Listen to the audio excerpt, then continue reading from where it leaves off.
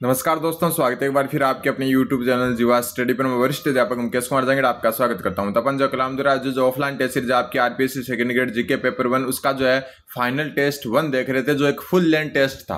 अपन ने जो है 79 क्वेश्चन देख लिया, अब सिर्फ अपने साइकोलॉजी के क्वेश्चन बचे हैं।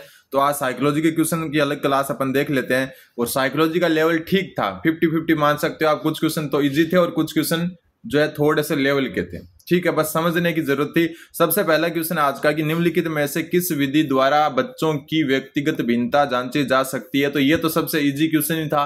व्यक्तिगत भिन्नता आप उपलब्धि परीक्षण से भी जान सकते हो, आप अभिवर्ती परीक्षण है उससे भी जान सकते हो, और साक्षात्कार विधि से भी जान सकते हो। तो उपयुक्त सभी इसका उत्तर हो जाएगा। व्यक्तिगत भिन्नता में आप जो है उपलब्धि के आधार पर भी जो है भिन्नता हो सकती है, अभिवर्ती के आधार पर भी भिन्नता हो सकती है, और साक्षात्कार में भी आप जो है व्यक्ति के जो है मतलब क्या तरीके का, किस टाइप का व्यक्ति है, उसमें क्या क्या भिन्नता है दो व्यक्तियों में, वो जांच सकते हो। तो उपयुक्त सभी इसका उत्तर हो जाएगा। तो ये एकदम इजी क्वेश्चन था। अब आते हैं कुछ अलग टाइप के क्वेश्चन भी है इसमें। जैसे एक क्वेश्चन ये इजी भी नहीं कह सकते और हार्ड भी नहीं कह सकते, क्योंकि अगर आपके याद है तो हो जाएगा वरना नहीं होगा। कि वास्तविक परिस्थितियों के अनुसार अपेक्षित प्रतिक्रिया करने की योग्यता बुद्धि है। अब ऐसे क्वेश्चन आपको जो है लॉटरी लगा सकते हैं। कब? कि बाई चांस आपका पढ़ा हुआ हो और मान लो कि यही पढ़ रहे हो आप और ये एग्जाम में आ गया और आपको उत्तर पता हो इसका, तो उत्तर इसका थांडाइक हो जाएगा, ठीक है। और ध्यान रख लेना, वास्तविक परिस्थितियों के अनुसार अपेक्षित प्रतिक्रिया बुद्धि, ऐसे शब्द याद रखने पड़ते हैं। देखो परिभाषाएं डायरेक्ट याद नहीं होती, तो 2 या 3 शब्द को पकड़ना पड़ता है। जैसे यहाँ पर जो है वास्तविक परिस्थिति, अपेक्षित प्रतिक्रिया और बुद्धि, इन 3 को पकड़ लिया और पकड़ते उत्तर मान लो थांडाइक है, ठीक है। ऐसे जो है इसको जो है अपन अच्छे तरीके से कर सकते हैं, ठीक। अगला क्वेश्चन नंबर 82 नंबर क्वेश्चन बोल रहा है। हाँ, अब अच्छे क्वेश्चन स्टार्ट होंगे। एक कक्षा में बच्चा संगीत, गणित, खेल, कंप्यूटर सभी में कुशल प्रदर्शन करता है, ठीक है। मतलब बच्चा संगीत में भी अच्छा है, गणित में भी अच्छा है, खेल में भी अच्छा है, कंप्यूटर में भी अच्छा है, सभी में कुशल प्रदर्शन करता है। थांडाइक के बहुकारक सिद्धांत के अनुसार ये कौन सा पक्ष है? तो थांडाइक का ये कौन सा सिद्धांत है? बहुकारक सिद्धांत है। इसमें इन्होंने 4 क्षेत्र जो है 4 स्तर दिए थे या 4 पक्ष दिए थे, क्षेत्र, सीमा, स्तर और गति, ठीक है। स्तर क्या होता है? स्तर मतलब कि कठिनाइयों का स्तर। कोई भी समस्या है उसकी कठिनाइयों का स्तर क्या है, ठीक है। अब देखो क्वेश्चन का उत्तर आपको यहीं से मिल जाएगा। दूसरी बात आती है सीमा की। सीमा जो है आपका हो जाता है एक निश्चित स्तर पर, एक निश्चित स्तर पर किए गए कार्यों की संख्या, किए गए कार्यों की संख्या, कार्यों की संख्या, ठीक है। कठिनाइयों का स्तर तो स्तर के अंतर्गत आता है, और निश्चित स्तर पर किए गए यानी कि निश्चित कठिनाई स्तर पर किए गए कार्यों की संख्या सीमा कहलाती है, ठीक है। फिर क्षेत्र की बात करें कि कुल एक स्तर पर आने वाली परिस्थितियां जिन पर प्रतिक्रिया की जाती है, यह आपको ध्यान में रखना है। मतलब क्षेत्र क्या होता है कि कुल एक स्तर पर आने वाली प्रतिक्रिया, कुल एक स्तर पर आने वाली परिस्थितियां जिन पर प्रतिक्रिया की जाती है वो क्षेत्र कहलाता है। मतलब एक जो है कोई एक जो स्तर है उस पर जो परिस्थितियां होती है उनका एक क्षेत्र बन जाता है जहां पर अपन प्रतिक्रिया करते हैं। गति मतलब हो गया आपका जो है तीव्रता की, समस्या समाधान की तीव्रता, ठीक है। तो अब बात आ रही है यहाँ पर कि एक व्यक्ति जो बच्चा है वो गणित, संगीत, खेल, कंप्यूटर सब में जो है कुशल प्रदर्शन करता है, तो किसके अंतर्गत आएगा? तो देखो यहाँ पर अलग अलग कार्यों की संख्या है, ठीक है। तो यहाँ पर आएगा एक निश्चित स्तर पर किए गए कार्यों की संख्या, तो उत्तर इसका ऑप्शन नंबर 2 सीमा हो जाएगा। क्या हो जाएगा? ऑप्शन नंबर 2 सीमा। अगला क्वेश्चन, क्योंकि कार्यों की संख्या मतलब अलग अलग चीजें कर सकता है वो। फिर है बिन्ने साइमन परीक्षण के संबंध में असत्य कथन बताओ, ठीक है। सबसे पहले ये सभी के लिए उपयोगी है तो नहीं, ये बच्चों के लिए उपयोगी है। किसके लिए? बच्चों के लिए, छोटे बच्चों के लिए उपयोगी है, तो पहला ही असत्य हो गया इसमें, ठीक है। दूसरा है मानसिक आयु के अभाव में यह सूत्र कारगर नहीं है, बिल्कुल नहीं है। जो टर्मन ने इसका विकसित रूप दिया था जिसमें ऊपर आपकी मेंटल एज जिनको मानसिक आयु कहते हैं और नीचे आता था क्रॉनिकल एज जिसको वास्तविक आयु कहते हैं गुणा 100, ये टर्मन का दिया हुआ है ठीक है, बिन्ने ने दिया था उसमें 100 नहीं था, तो ये टर्मन का दिया हुआ सूत्र जो है आपको ध्यान में रखना है। तो जो आपकी बुद्धि लब्धि होती है उसमें क्या होता है, जो ये मानसिक आयु जो होती है उसके बिना ये सूत्र कारगर नहीं है। बुद्धि लब्धि मानसिक आयु के प्रत्येक समानुपाती होता है, तो बुद्धि लब्धि होता है बराबर MA/C है, मतलब मेंटल एज यानी मानसिक आयु, तो मानसिक आयु के समानुपाती का मतलब है एकदम सामने ही है मानसिक आयु, बिल्कुल सही बात है। तो ये भी सही है। ये प्रथम व्यक्तिगत शाब्दिक परीक्षण था, इसको भी सही माना जाएगा। ठीक है, वैसे जो है आपका ऑप्शन 1 गलत है, लेकिन ऑप्शन 4 भी डाउटफुल है, लेकिन जो है कलाम ने इसको सही माना है। तो अपने को डायरेक्ट याद रखना है इसको कि एक प्रथम व्यक्तिगत शाब्दिक परीक्षण था बुद्धि का। ठीक है, तो उत्तर। अगला जो क्वेश्चन है, क्वेश्चन नंबर 84 आपका, कि विकास के संबंध में असत्य कथन बताओ। कि विकास के संबंध में कौन सा कथन असत्य है। सबसे पहले इसे देखा और जांचा जा सकता है, बिल्कुल मापा नहीं जा सकता, लेकिन विकास की कुछ जो विशेषताएं होती है, जैसे अभिवृद्धि होती है, अभिवृद्धि विकास का ही भाग होती है, उसको मापा जा सकता है। लेकिन विकास को अकेला जो होता है उसको मापा नहीं जा सकता, लेकिन जांचा जा सकता है और देखा जा सकता है। ठीक है, तो ये तो बात बिल्कुल सही है। फिर इसमें पुराने लक्षण स्थायी ना रहकर लुप्त हो जाते हैं, बिल्कुल सही बात है आपके। जैसे अपन दूध के दांत वाला जो है देख उदाहरण ले सकते हैं। बचपन में जो दूध के दांत होते हैं जो गिर जाते हैं, उसके बाद नए दांत आ जाते हैं, तो अपन क्या करते हैं, जो पुराने दांत है अपने, वो क्या है, जो पहले वाले दांत थे वो बाद वाले दांत से जो है एकदम लुप्त हो जाते हैं और उनका कोई जो है अस्तित्व नहीं रहता। फिर इसमें 3 विशेष दिशा, शरीर अंग विश्लेषण, शरीर ज्ञान और व्यवहारात्मक में मापा जा सकता है। तो माप जो है विकास को 3 विशेष दिशाओं में ही मापा जा सकता है, एक तो शरीर अंग विश्लेषण में, एक शरीर ज्ञान में और एक व्यवहार में। ठीक है, इन 3 भागों में मापा जा सकता है। उच्च स्तर की बुद्धि का तीव्रगामी विकास से कोई संबंध नहीं है। उच्च स्तर की बुद्धि का जो है तीव्रगामी विकास से कोई संबंध नहीं है, ये असत्य कथन है। क्योंकि उच्च स्तर की बुद्धि जो होती है, क्योंकि विकास सिर्फ शारीरिक नहीं होता है, विकास संज्ञानात्मक भी होता है।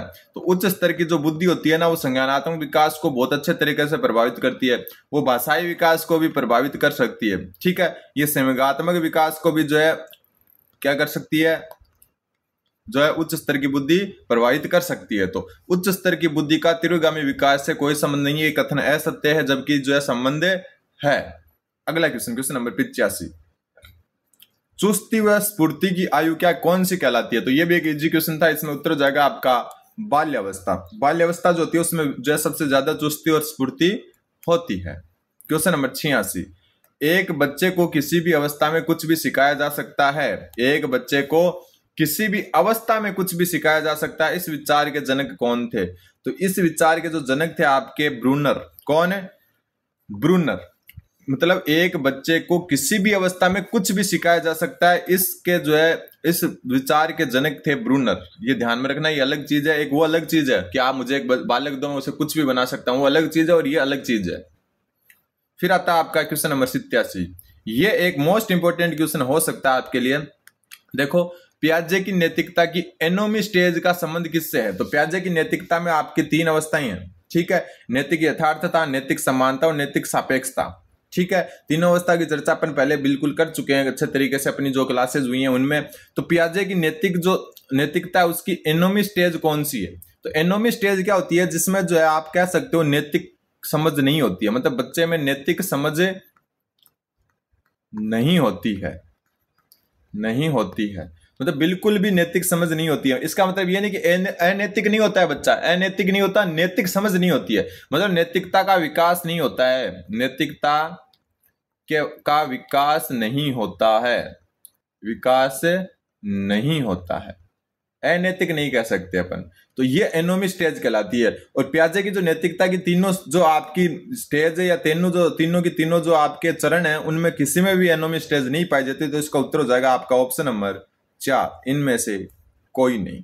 ठीक है, कारण की नैतिक यथार्थता में भी नैतिकता पाई जाती है, नैतिक समानता में भी पाई जाती है, नैतिक सापेक्षता में भी पाई जाती है। एनोमी स्टेज में नैतिक समझ नहीं होती है, नैतिकता में जो है नैतिकता का विकास नहीं हो पाता है। और दूसरी बात अपन कह सकते हैं, ये दंड से बचने के लिए बालक जो है नैतिक कार्य करता है, दंड से या सजा से बचने के लिए नैतिक कार्य करता है, बालक के लिए नैतिक कार्य करता है। तो ऐसी कोई भी स्टेज जो है पियाजे ने नहीं बताई, नैतिक कार्य करता है। ठीक है, तो उत्तर हो जाएगा इनमें से कोई नहीं। अगला क्वेश्चन, क्वेश्चन नंबर 88, निम्नलिखित में से ये क्वेश्चन थोड़ा सा मेरे हिसाब से कुछ ज्यादा ही हाई लेवल है, तो इस क्वेश्चन को जो है अपन मतलब लग पर मान सकते हैं। कैसे, मैं बता देता हूं। निम्नलिखित में से MMPI जो 2 है उसकी एक उपमापनी कौन सी नहीं है। सबसे पहले MMPI जो 2 है वो है क्या, ये देखो आपका मिनेसोटा बहुपक्षीय व्यक्तित्व है, बहुपक्षीय व्यक्तित्व परीक्षण है, ठीक है, या जो है इन्वेंटरी मान सकते हैं, परीक्षण है, ठीक है। इसका जो है विकास किया 1940 में। किसने, हेथवे व मैकिनले ने, हेथवे व मैकिनले ने, मैकिनले, एक मिनट, हेथवे व मैकिनले ने, इन्होंने विकास किया इसका। फिर 1989 में इसका संशोधित चरण आया, संशोधित चरण, जिसको अपन क्या कहेंगे, MMPI 2। अब इसमें 10 उपमापनी है। कितनी, 10 उपमापनी। चलो 10 उपमापनी है, कोई बात नहीं है, लेकिन उन 10 उपमापनियों के जो है नाम इतने हार्ड तरीके से, एक दो को छोड़कर तो आप 10 को याद नहीं कर पाओगे अच्छे तरीके से, ठीक है। तो यहां पर जो है लक के चांस में अगर आपको जो याद करने रखना है, डिप्रेशन उसमें शामिल है, हिस्टीरिया उसमें शामिल है, स्किज़ोफ्रेनिया उसमें शामिल है, लेकिन मंगोलिज्म जो है उसमें शामिल नहीं है। ये एक जो है चिकित्सीय जो है चरण है, ठीक है। तो ये इसका उत्तर हो जाएगा, कौन सा शामिल नहीं है। ये 10 का नाम याद रखना जो है थोड़ा सा हार्ड है, बस आप ये चीज ध्यान रख सकते हो कि ऐसा क्वेश्चन आ जाए और आपका चांस बन जाए। बाकी जो है क्वेश्चन बहुत हार्ड है, वो 10 नाम आप पढ़ नहीं पाओगे, बहुत टाइम लगेगा आपको उनको, ठीक है। तो इसको डायरेक्ट याद रख लें जैसा का जैसा। फिर आप थोड़ा सा छोटा करते हैं इसको। ये क्वेश्चन बहुत अच्छा क्वेश्चन है कि निम्नलिखित में से कौन सा उदाहरण जो है पावलोव के क्लासिक कंडीशनिंग का नहीं है। मतलब जो आपका शास्त्रीय सिद्धांत है उसका कौन सा उदाहरण नहीं है। अब देखो ये एक अच्छा क्वेश्चन है। क्लासिक कंडीशनिंग क्या होती है कि अपने को कोई चीज की एक आदत बन गई। मान लो कि आप जो है डेली आकर जैसे आपके जो है जो बाइक है उसकी चाबी डेली आपके गेट के पास जो है टंगी हुई है, आप जाते हो वहां से उठाते हो जाते हो, ऐसे करते करते आपको मान लो कि 3-4 महीने हो गए। फिर मान लो कि आप जो है वो चाबी को दूसरी जगह रखना स्टार्ट कर देते हो, लेकिन होगा शुरुआत के कई दिन जो है आप वहां वो चाबी लेने जरूर जाओगे उस जगह, ठीक है। या फिर अपन जैसे साल चेंज होता है, जनवरी महीने में पिछली वाली साल डाल देते हैं कि 1 जनवरी जो है ये मतलब 1 तारीख पहला महीना और 2024 डाल दिया 25 की जगह। क्यों? क्योंकि क्लासिक कंडीशनिंग बनी होती है अपनी। तो ये होता है। तो एक दुकानदार जब भी नोट गिनने की मशीन की बीप सुनता है तो उससे पैसों की गिनती शुरू करनी लगती है, भले ही पैसा न हो। मतलब जैसे बीप बजता है तो उससे जो है पैसों की गिनती शुरू करनी लगती है। मतलब ऐसा फील होता है पैसों की गिनती करनी है भले ही उसके पास पैसा ना हो, ठीक है। तो ये क्लासिक कंडीशनिंग ही है। फिर है एक बच्ची हर बार अपनी दरा या दादा भी कह सकते हो या पिता भी कह सकते हैं, दादा होना चाहिए, दादा की ऊंची आवाज सुनते ही डर जाती है क्योंकि कई बार उन्होंने डांटा है। तो वो क्या करती है बच्ची जो है, जैसे उसके दादा जो है डांटते हैं उसको, या सॉरी ऊंची आवाज सुनते हैं, भले वो डांट नहीं रहे हो, ऊंची आवाज सुनते ही उसको डर लगता है क्योंकि कई बार उन्होंने डांटा है। तो ये भी क्लासिक कंडीशनिंग ही है। फिर है एक लड़का हर बार मोबाइल बजते ही उसे उठकर देखता है क्योंकि कई बार जो है उसके मैसेज आए हैं। मतलब जैसे आप खुद के साथ भी होता होगा, जैसे जो है आपका किसी दूसरे का भी मोबाइल बज जाता है ना भीड़ में, तो भी आप अपने वाला निकाल के देखते हो, ठीक है। तो ये जो होता है ये भी क्लासिक कंडीशनिंग का ही उदाहरण है, ठीक है। फिर जो बात आती है आपकी, एक लड़की हर बार टेस्ट में कम नंबर लाने पर टीचर से डांट खाती है। अब वह पहले से ही पढ़ाई करने लगती है ताकि डांट ना पड़े। तो ये कोई क्लासिक कंडीशनिंग नहीं है। क्लासिक कंडीशनिंग क्या होती है? एक फिक्स व्यवहार को दोहराना। लेकिन यहाँ पर कोई व्यवहार दोहराया नहीं जा रहा, यहाँ तो जो है डरकर जो है पढ़ाई की जा रही है, ठीक है। तो उत्तर ऑप्शन नंबर 4 हो जाएगा। ये क्वेश्चन इजी था, वैसे हार्ड नहीं था। अब जो है अगला क्वेश्चन नंबर 90 नंबर क्वेश्चन बोल रहा है कि नीचे दिए गए व्यवहारों में से कौन सा व्यवहार बांडुरा के सामाजिक अधिगम सिद्धांत का सबसे उपयुक्त उदाहरण है, जिसमें प्रत्यक्ष अनुकरण के साथ साथ प्रेक्षणात्मक सुदृढ़ीकरण भी शामिल है। मतलब मॉडलिंग जो होता है ना उस पर आधारित होता है बांडुरा का सिद्धांत, आपको पता ही है। अब यहां पर बोले कि प्रत्यक्ष अनुकरण यानी कि मॉडलिंग के साथ साथ जो है आपका इन्फोर्समेंट, यानी कि आप जो है अपने व्यवहार को अच्छा कर रहे हैं, व्यवहार में जो है अपन कह सकते हैं व्यवहार में जो है और अच्छा करना, ये भी साथ में हो रहा है। और साथ में मॉडलिंग यानी कि किसी को देखकर भी अनुकरण भी हो रहा है। देखो चलो देखते हैं कौन सा उत्तर होगा। एक बच्चा अपनी माँ को हर सुबह पूजा करते हुए देखता है, मतलब मॉडल हो गया वो। माँ क्या हो गई उसके लिए? मॉडल हो गया। मॉडल मतलब उनको देख के वो सीख रहा है, ठीक है। खुद भी मंदिर में घी का दीपक जलाने लगता है। तो ये हो सकता है, लेकिन आगे ऑप्शन देख लेते हैं। एक लड़की अपनी सहेली को कक्षा में टीचर से तारीफ पाते हुए देखती है क्योंकि वह नियमित नोट्स बनाती है, और अब वह खुद भी नियमित नोट्स बनाने लगी। मतलब अपनी सहेली को जो है टीचर से तारीफ कर पाते हुए देखती है, तो वो सहेली उसके लिए मॉडल हो गई कि उसको तो तारीफ मिल रही है, ठीक है, उसका अनुकरण वो करती है और वो भी नोट्स बनाना शुरू करती है। तो ये भी हो सकता है। अगला देखते हैं। एक छात्र बार बार परीक्षा में फेल होने के बाद पढ़ाई की रणनीति बदल लेता है। तो ये जो है यहाँ पर कोई भी किसी भी प्रकार का कोई मॉडल जो है उसके सामने नहीं है, कोई अनुकरण नहीं है, कोई ऐसा व्यक्ति नहीं है कि वो किसी को देखकर बदल रहा है, ठीक है। एक बच्चा पहली बार साइकिल से गिरा, फिर हेलमेट पहनने की आदत बना ली, तो इसमें भी वो किसी को मॉडल नहीं मान रहा, किसी दूसरे को गिरते हुए देखता और फिर खुद हेलमेट पहनता, वो अलग बात थी। तो ये दो तो होंगे नहीं, बच गए दो। अब दोनों इसमें सही है, दोनों जो आपके अनुकरण के उदाहरण है, लेकिन बात हो रही है रीइंफोर्समेंट की, यानी कि सुदृढ़ीकरण की। उसके व्यवहार में कोई जो है परिवर्तन आ रहा है, ठीक है, मतलब वो क्या है, अपने आप में कुछ परिवर्तन कर रही है। तो इसमें उत्तर ऑप्शन नंबर 2 हो जाएगा, क्योंकि वो नोट्स बनाना शुरू कर रही है, पहले नहीं बनाती थी, वो अपने जो है प्रेक्षणात्मक व्यवहार को सुदृढ़ कर रही है वो। उत्तर हो जाएगा ऑप्शन नंबर 2। अगला क्वेश्चन, क्वेश्चन नंबर 19। ये क्वेश्चन भी बहुत अच्छा क्वेश्चन है। ये क्वेश्चन मैं जस्ट जो अपनी साइकोलॉजी की क्लास हुई है, शायद 61 नंबर क्लास है या 60 नंबर क्लास है, नंबर डाले हुए हैं, प्लेलिस्ट भी बनाई हुई है, उसमें अपन चर्चा कर चुके हैं। अब देखो, सुमन को गणित का से डर लगता है, वह अक्सर कहती है गणित मेरे बस का नहीं है, और क्लास में वह इसके सवालों से बचने की कोशिश करती है। इसके व्यवहार को एबीसी मॉड्यूल ऑफ एटीट्यूड के अनुसार कैसे समझे। एबीसी मॉड्यूल ऑफ एटीट्यूड जो है ये आपका दिया किसने था, तो ये एल्बर्ट एलिस ने दिया था, एल्बर्ट एलिस ने, ठीक है। इसमें ए का मतलब होता है भावात्मक घटक, भावात्मक घटक। बी होता है व्यवहार से संबंध, कि क्या व्यवहार करोगे। अब मैंने शेर वाला उदाहरण दिया होगा, आपने अगर क्लास पहले देखी है तो पहले वाली क्लास है कि मुझे शेर जो है जंगली जानवर होता है, मैं वो आ जाए तो भाग जाऊंगा, मुझे शेर से डर लगता है, ऐसा कुछ बताया था ना मैंने। फिर सी आता है संज्ञानात्मक से संबंधित, ठीक है, संज्ञानात्मक। अब इसमें जो है अपने को ये बताना है कि एक सुमन जो गणित से डर लगता है, वो अक्सर कहती है कि गणित मेरे बस का नहीं है, और क्लास में वह इसके सवालों से बचने की कोशिश करती है। इसमें एबीसी मॉड्यूल में एबीसी क्या है वो पूछा है। तो सबसे पहले अपन देखो, ए यानी क्या हो गया, भावात्मक। तो भाव कौन सा है वो देखो, अफेक्टिव जो है आपका वह डरती है, डरना जो है आपका क्या है, डरना बिल्कुल भाव है, तो ये हो सकता है, लेकिन आगे देखते हैं। वह सवालों से डरती है, ये भी बिल्कुल व्यवहार ही है, मतलब भाव ही है उसका डरना। फिर वह सवालों से बचती है, बचना किसी भी प्रकार का कोई भाव नहीं है, तो ये तो उठ गया क्वेश्चन।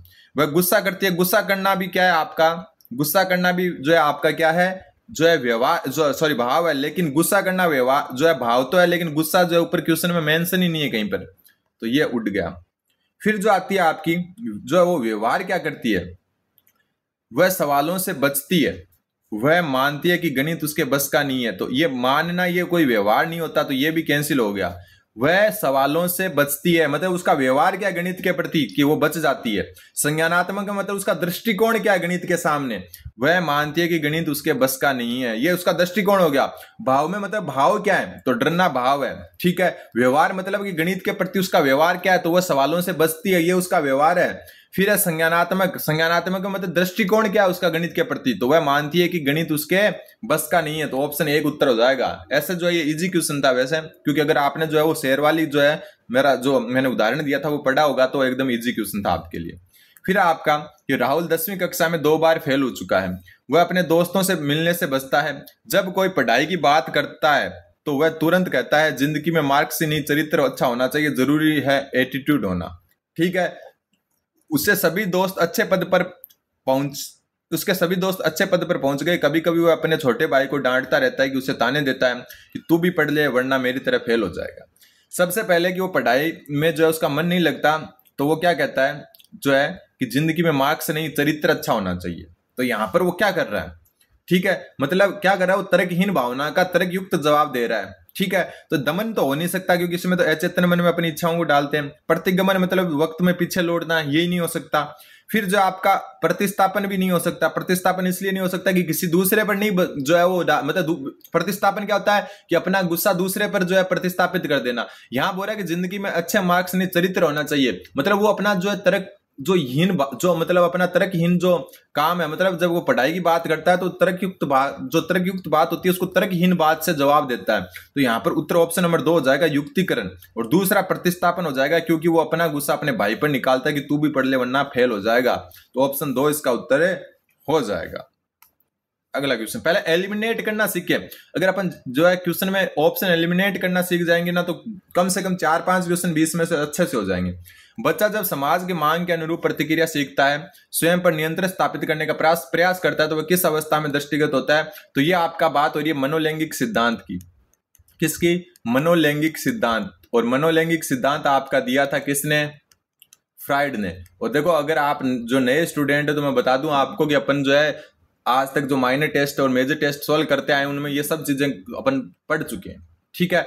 तो और मैंने साइकोलॉजी के अलग से प्ले लिस्ट भी बना रखी है आपको। तो देखो, इसमें जो है बच्चा जब समाज की मांग के अनुरूप प्रतिक्रिया करना सीखता है और स्वयं पर नियंत्रण स्थापित करने का प्रयास करता है, तो ये कौन सी अवस्था के अंतर्गत आता है? तो ये आपका ऑप्शन नंबर 2 गुदी अवस्था, और ये दूसरी अवस्था होती है।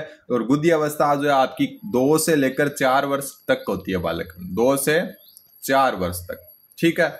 अगला क्वेश्चन नंबर, ज्यादा डिटेल से नहीं जानेंगे इसको, लैंगिक मुख्य को ये अपन पहले देख चुके हैं। अब देखो, ये क्वेश्चन इजी में आया था, कुछ क्वेश्चन हार्ड थे, लेकिन समझने का तरीका थोड़ा चेंज करना होगा आपको। कई स्टूडेंट तो ऐसे हैं कि एक कोई स्पेशल एक टीचर है, उनकी जो है जिसने भी बुक पढ़ी है ना, जिस भी स्टूडेंट ने, मेरे सामने 7-8 केस आ चुके हैं, उन टीचर की बुक जिस भी स्टूडेंट ने पढ़ी है ना साइकोलॉजी की, उनको साइकोलॉजी हार्ड ही लग रही है आज तक। ये मैं जो है खुद के एक्सपीरियंस पर नहीं कह रहा, मैंने तो नहीं पढ़ी, लेकिन मेरे पास जो मैसेज आते हैं टेलीग्राम पर, तो साइकोलॉजी का डर जो है एक स्पेशल जो है आपको बन गया डर, क्योंकि आपने स्टार्टिंग में जटिल तरीके से पढ़ी है उसको, ठीक है। समझने की कोशिश करते तो इजी जो टाइप में लिखी होती ना उसको समझ लेते ना आप, तो फिर आप हार्ड भी कर लेते, लेकिन आपने स्टार्टिंग में ही हार्ड पढ़ लिया कई स्टूडेंट्स ने, ठीक है, जटिल भाषा में लिखी हुई किताबें पढ़ ली, तो उससे क्या हो गया, वो डर बैठ गया आपके दिमाग में। जबकि साइकोलॉजी इतनी हार्ड नहीं होती है। मैं आज भी कहता हूँ साइकोलॉजी में नंबर आप आराम से खींच सकते हो, 40 में से 40 नहीं तो 30 जरूर खींच सकते हो, ठीक है। जैसे देखो, इस क्वेश्चन में आपको भले ही ये नहीं आ रहा वो क्वेश्चन, फिर भी आप कैसे कर सकते हो इस क्वेश्चन को? देखो, कक्षा में हिंदी शिक्षक बच्चों को ट और ठ की ध्वनियां सिखा रहे हैं, ठीक है, कि ट क्या होता है, ठ क्या होता है। कई बच्चे जब टमाटर बोलते थे तो टमाटर कह देते थे, और ठग को टग कह देते थे, ठीक है। ट और ठ में अंतर बता रहे थे वो, ठीक है। कई बच्चे टमाटर को टमाटर और ठग को टग बोलते थे। ये किस प्रकार की अधिगम कठिनाई है? जो है गेने की अधिगम श्रेणियों के अनुसार बताओ। गेने की अधिगम श्रेणी अपन ने पढ़ चुके हैं, जो है संकेत अधिगम से स्टार्ट होती है और ऊपर जाकर समस्या समाधान पर खत्म होती है, ठीक है। तो ये देखो क्या हो रहा है, ट और ठ की ध्वनि में विभेद नहीं कर पा रहे, तो उत्तर विभेदन अधिगम का अभाव हो जाएगा। एकदम इजी क्वेश्चन है, ठीक है। वर्ड जो है पकड़ना है, बस विभेद नहीं कर पा रहे वो दोनों में, एक जैसी ध्वनि है दोनों की। उत्तर ऑप्शन नंबर 3 हो जाएगा। Question number 95 number question, Rahul रोज सुबह 7 बजे स्कूल के लिए निकलता है, लेकिन आज उसे नाश्ता नहीं किया, ठीक है। स्कूल पहुंचने पर वह चिड़चिड़ा, अनमना और सुस्त दिखा। शिक्षक ने उसे एक प्रोत्साहन कार्ड देने की कोशिश की, लेकिन वह फिर भी सक्रिय नहीं हुआ। जैसे ही टिफिन टाइम हुआ, उसे झट से खाना खाया और कुछ देर बाद वह सामान्य रूप से कक्षा में भागने लगा। मतलब आज वो बिना खाना खाए जो आप स्कूल चला गया राहुल, तो वो चिड़चिड़ा रहा पूरे दिन, अनमना और सुस्त दिखा। शिक्षक ने उसे प्रोत्साहन कार्ड देने की कोशिश की, लेकिन फिर भी सक्रिय नहीं हुआ। फिर जैसे टिफिन टाइम हुआ, मतलब लंच टाइम हुआ, उसने टिफिन खाया और कुछ देर बाद वो सामान्य और एकदम कक्षा में भाग लेने लगा। तो ये जो है आपकी ड्राइव रिडक्शन जो थ्योरी है वो है, जिसको चालक न्यूनता सिद्धांत कहते हैं। इसको थोड़ा अच्छे से समझ लेना, आगे काम आ सकता है। चालक न्यूनता सिद्धांत, ठीक है। चालक न्यूनता सिद्धांत किसके द्वारा दिया गया? तो चालक न्यूनता सिद्धांत आपका जो क्लार्क हल के द्वारा दिया गया, ठीक है। इसमें क्या होता है, बस आपको शॉर्ट में एक चीज ध्यान में रखनी है, ज्यादा अपने को अच्छे से जो है इसको ज्यादा जानने की कोशिश नहीं करनी है। भूख, प्यास, काम, ठीक है, जो आपकी जैविक आवश्यकता होती है। कौन सी आवश्यकता? जैविक आवश्यकता, जैविक आवश्यकता।